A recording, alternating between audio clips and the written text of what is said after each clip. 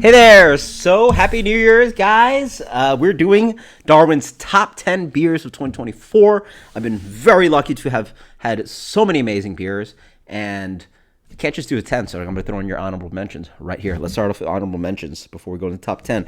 Roaring Table, Muse of Fire, Smoke Medicine. You need more smoked beer in your life. Please get some. If not, Roaring Table, get some Steinkela. Sierra Nevada Oktoberfest, in my opinion, one of the best beers that Sierra Nevada ever makes, and this collaboration this year was fantastic. Schneiderweiss Aventinus Weizenbach. Any one of you guys can find this in the store. Do not sleep on this beer. This, in my opinion, is one of the best, if not the best, German beer produced, at least that we get.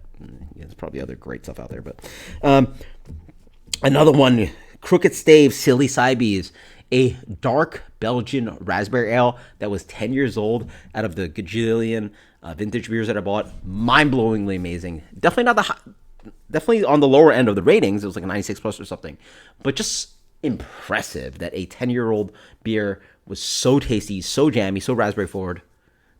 You can't get it probably, but if I can find some, I'm gonna buy some more because this is a good thing about the vintage beers. I can go back to the stores like, all right, those are good ones. I'm gonna grab some. Another great one. Sorry, I forgot to write it down, but Crooked Can, local brewery, Space Cowboy. I believe they got silver at GABF for their hazy double IPA, and insane that a local hazy IPA is that good. I can actually go to the store, like the supermarket, and get some.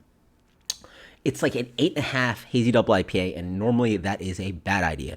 But when I got my hands on some and had a couple of days off, that freaking beer disappeared. I think it lasted maybe 2 days. So 6-pack, just gone.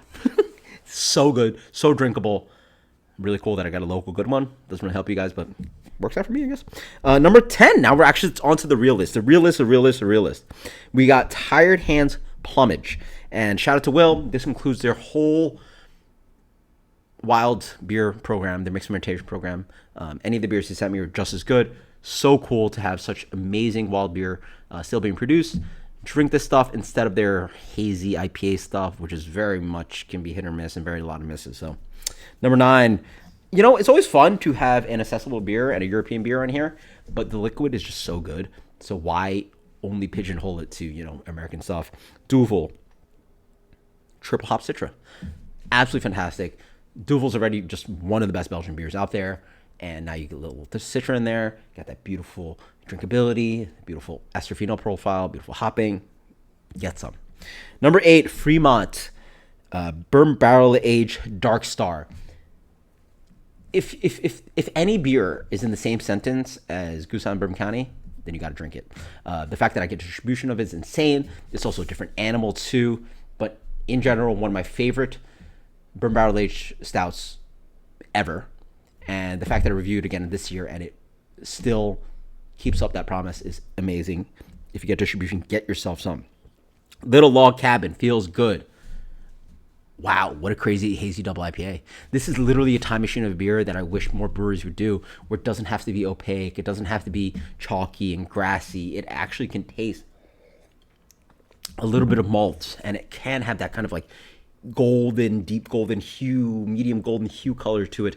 It's really tasted like OG Toppling Goliath, King Sue, and old school Hill Farmstead Abner. It really, it was just, there's that little beautiful moment. Oh man, Lawson's Double Sunshine. Right when those beers were really still IPAs before they became hazy, before they start throwing way too much hops and hops at a different time and too much oat and wheat. Like, it was just a beautiful spin on double IPA or IPA before it became like a whole different animal. So yeah, I wish more breweries would do it. Amazing. Number 6, Other Half Double Citra Daydream. Man, now I know. See, like, I get a good solid distribution of like New York stuff, New England stuff, blah, blah, blah. But now I know Other Half, that's where it's at. And I've reviewed a bunch of the beers. They have yet to really fail me. This one really impressed. World-class hazy double IPA. And they're hard to find these days because, again, the chalk and the grassy. This was just, boutique amazing stuff, and I'm glad that other half is really crushing it and this beer really blew me away. So, number 5. Well, objectively, this list should literally be laden with like fatheads beers, and so I can't make a top 10 list with like 3, 4, 5, 6 fatheads beers. But I'm going to go to 2. I'm going number 5. I'm going fatheads Gogglefogger. Golly, man. There was a minute there where I was like, Hefeweizen, I don't really need this in my life. That's actually one of the entry beers that I got into, but then I sort of fell down on it. But Gogglefogger is just so stupid. It is literally the best Hefeweizen I've ever had it in my entire life, and I blind tasted it against Weinstefan. I'm granted that stuff travels a gajillion miles away, so I can't, compare, but if you're lucky enough to get fatheads, that is the best Hefeweizen you will ever have. It is mind-blowing. Number 4, Goose Island Macaroon, Bourbon County Stout. I forget the year. Again, I posted it, but there was a year where they did proprietors with the coconut, and it was stupid good. One of the best variants ever created of Bourbon County, and this just didn't go all the way, but recreated those flavors for me. And coconut is just a cheater ingredient in my mind. Some of you guys prefer vanilla. Some of you guys prefer this and that. I think coconut is a cheater ingredient, and combine that with Bourbon County. How can you fail? So good. Number 3, Treehouse Haze. Y'all seen me. I'm always team green. I got the green shirt.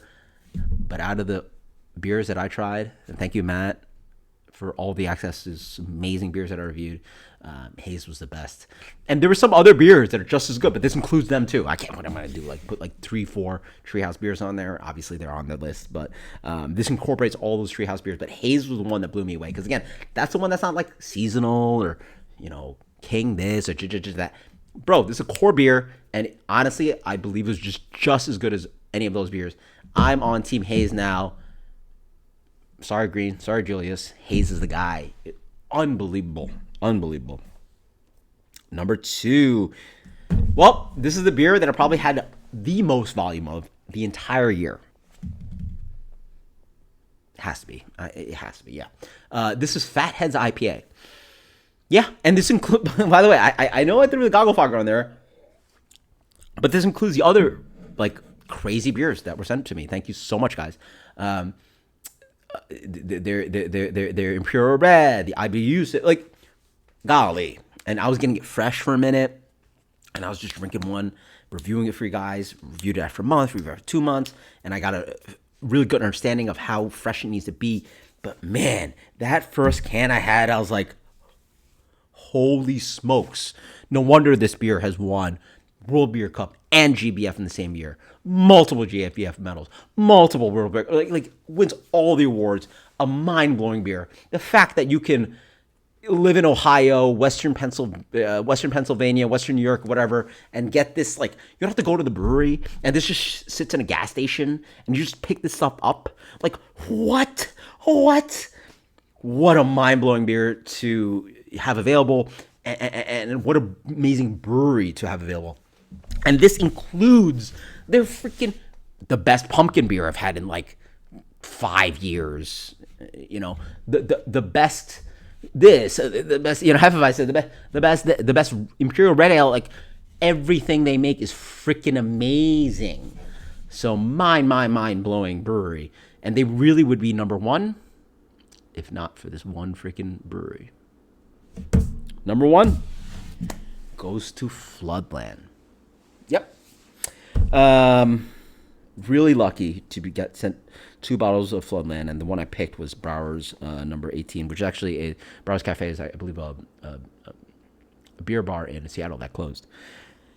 But Floodland is very special, very special. We're talking about tiny production of mixed fermentation wild ale, whatever you want to call it. No tap room. You got to be on a list. You can't even get on the list. And the beers are still highly regarded. And even with the slowing down, obviously, of the craft movement of like beer trading and bottle shares, and let's chase for this, and let's pay $2,000 for secondary of this thing. there's a reason why the Floodland beers are sought after, and I finally got to taste that in the first time of my life because I knew something's happening. Like these beers, like Floodland was literally right around when I stopped doing bottle shares and trading for rare beers and all this crazy stuff. And I've had so many great beers, but I saw this Floodland thing. I was like, oh wow, this stuff's super hard to find. Like you can't really get it. And thank you so much for sending the beer. Wow, breathless, wordless. There's nothing to say. It's just a liquid that transcends beer. There's like I give somebody a Fatheads IPA, and if you're not a fat IPA head. And even if hell, I've sold a tons of IPA heads, and they're like, oh yeah, it's good, or it's really good. But like, this is liquid that I strongly believe that just transcends all that. It's just like, it's almost wine-like, and it's like fanciness, if it makes sense. Like it's just the execution of these beers, where the acidity hits, where the funk hits, where the fruit hits, like the carbonation, the mouthfeel, and not to put down tired hands at number 10, but when we get to number 1, we're just talking about like a wholly different animal. Like it's just, and these are amazing beers, and I'm almost splitting hairs. I'm talking about like 98 and 100 plus, but like if I could give like 100, if I could give a rating of like 105, that's what a Floodland beer would get. It's just like, what are we doing? And I hate that it's number 1. It sucks because I won't be able to get it. You're not gonna be able to get it. And I really hate that. I'm sorry about the names. I can't remember all names. I really hate that you sent me this beer, guy. I hate that you sent me this beer because it ruined my year. Because like now I know how good the rare beers are out. Like not all of them, but like now I know how good Floodland beer is. And I'm not going to chase it. I'm not going to spend money on that. Right? Like, but it's just that good. And it sucks for my viewers too, because now they all have like almost all of you can sit and watch me review it, and that's all I can possibly do for you guys. But I tell you, that's just how breathtaking. Yeah, that's what I meant. I'm wordless, breathless, whatever. That's what I meant. Like it's breathtaking how insane these beers are. Again, we're not in the game of beer anymore. It's not like, oh, do you like beer? It's like, I don't care if you freaking like beer. If you drink with, taste this. It's just, the liquid is just mind-blowing. Complexity, length. Things that are objectively amazing, right? Like fruit character, complexity. Like things that you just, you don't have to like it or not. It's just objectively amazing. Like everything I can write for you is objectively amazing about that beer. Here, number 1, Floodland. That includes both of them too. Like I'm not gonna put two Floodlands beer and waste this list on it. But the Browers number 18 was my favorite of the bunch. So Happy New Year! What an insane year! So I had a bad beers list, right? Like it wasn't a really good list because like I hadn't had that many good beers. This is one of the best years I've ever had. Just being introduced to like Fatheads was insane. Like the fact that I've even had like, I want to say like 5 to almost 10. I want to say, let's say I want to say I've had like 10, maybe a dozen Fatheads beer this year, and I'm very lucky. Like different brands, and then like the beer I drank most this year was Fatheads IPA. If I checked in every beer I drank this year, it would be Fatheads IPA. I think, yeah, maybe. Until next time, guys. Cheers. What a fun year. Post and comments below. Cheers.